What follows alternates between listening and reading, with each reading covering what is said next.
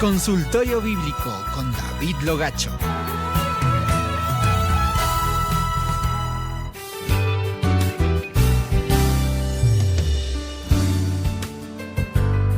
Y esta es la consulta para hoy. ¿Pecó Betsabé al tener relaciones sexuales con David? ¿Acaso podía negarse?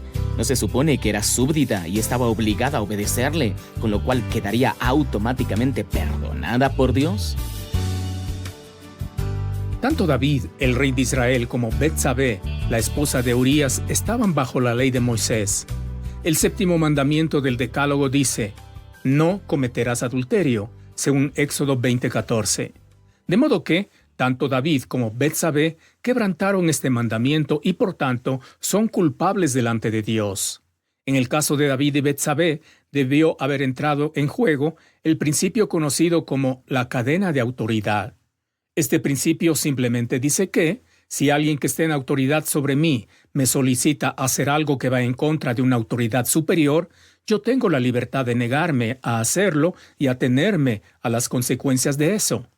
En el Nuevo Testamento encontramos un caso en el cual se puso en acción este principio. El Señor Jesucristo había ordenado a sus discípulos predicar el Evangelio. Mateo 28, 19 a 20 dice: por tanto, id y haced discípulos a todas las naciones, bautizándolos en el nombre del Padre, y del Hijo, y del Espíritu Santo, enseñándoles que guarden todas las cosas que os he mandado. Y he aquí, yo estoy con vosotros todos los días hasta el fin del mundo. Amén. En cumplimiento de este mandato, los discípulos estaban dedicados a predicar el Evangelio. Esto molestó grandemente a las autoridades religiosas de aquel tiempo y ordenaron a los discípulos a dejar de predicar el Evangelio de Cristo.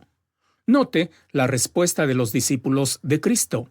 Hechos 5, 27 a 29 dice: cuando los trajeron, los presentaron en el concilio, y el sumo sacerdote les preguntó, diciendo: ¿no os mandamos estrictamente que no enseñaseis en ese nombre? Y ahora habéis llenado a Jerusalén de vuestra doctrina, y queréis echar sobre nosotros la sangre de ese hombre. Respondiendo Pedro y los apóstoles dijeron: es necesario obedecer a Dios antes que a los hombres.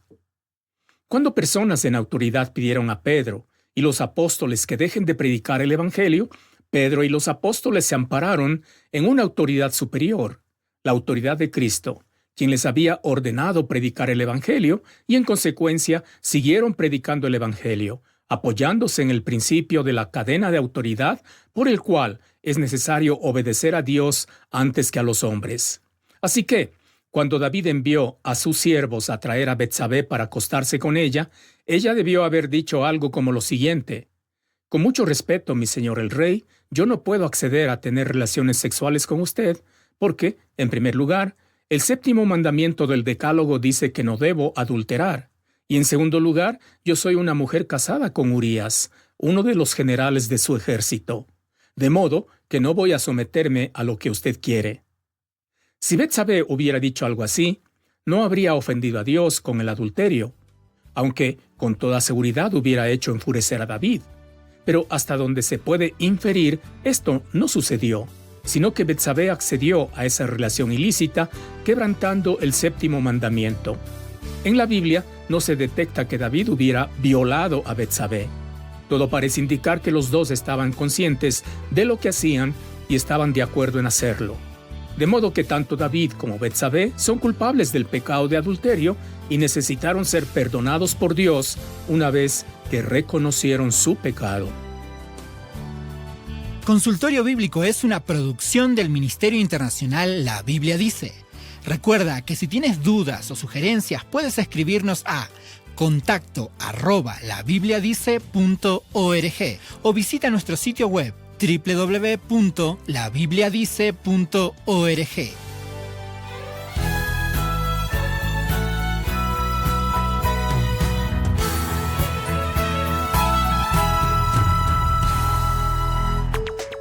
¿Sabías que ahora nos puedes encontrar en iTunes?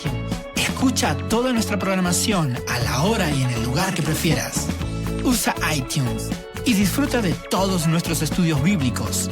Encuéntranos como La Biblia Dice. No te lo pierdas.